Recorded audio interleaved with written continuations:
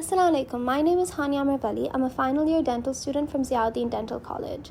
Before we start, I want you to think about the last time you smiled in a photo. Did you check your teeth first? Did you think they're wide enough? Today I want to talk about how social media has influenced an idea of the perfect smile and why that impacts our oral health as well as our mental health, and a campaign that we can do as dentists. And so the title of my presentation today is called The Modern Smile Crisis. My presentation today is going to entail a preventative oral health and mental well-being awareness campaign. It's also going to talk about what the perfect smile is, the whitening obsession in our society, and how does this impact our society. Social media has created a very specific image of the perfect smile. Ultra white, perfectly aligned, completely uniform, and although that's not a bad thing, it may not always be natural. It could be due to filters, editing, veneers. Social media exposure has significantly increased the demand for aesthetic treatments or over-the-counter treatments that are being marketed by influencers, and this is a major factor that influences our perception of the perfect smile. Patients nowadays aren't asking for a healthier smile, they're asking for a trending smile. And frequent exposure to celebrities and influencer contents can make our beauty standards in the society unrealistic.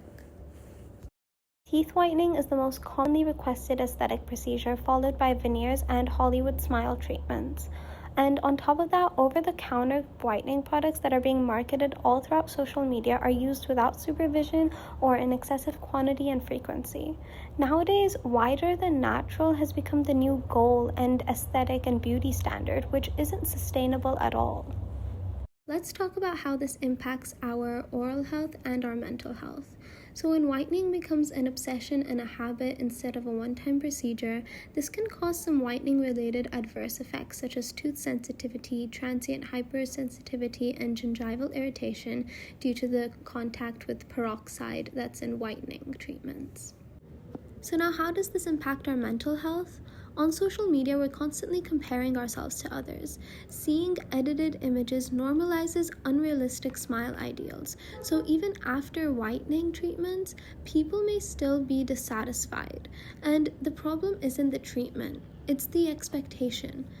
According to a Forbes health survey, Gen Z show the highest levels of comparing their smiles to others on social media, and 45% have said that social media harms their confidence in their smiles. As the future of dentistry, we have an increasingly important responsibility in providing credible and professionally supported dental health information. We should discourage unnecessary or harmful cosmetic procedures, and we should motivate patients instead. So now, let me just reframe. Aesthetic dentistry is not the problem. The problem is when it's driven by pressure, comparison, low self-confidence, and low self-esteem, and misinformation. So this is where the campaign comes in. We're going to start off with visual clinic posters that can be set up all around the dental office. They can be simple visuals that show the adverse effects of excessive whitening. And it also reframes a healthy smile as it being functional, pain-free, and intact rather than it always being ultra white. This can help with our perceptions in our head of the perfect smile. The next part of the campaign is chairside counseling. So instead of whitening being an impulsive request, it can be transformed into a clinically guided decision, with the dentist assessing the enamel, gingiva, and the sensitivity risk before whitening.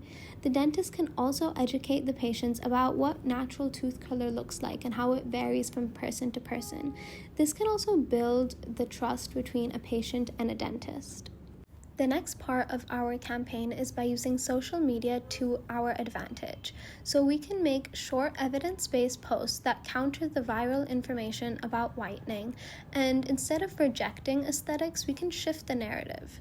We can invite dentists by using a hashtag and spread awareness and help patients find confidence in themselves first. I want to talk about why this campaign matters, especially in our society and in our generation.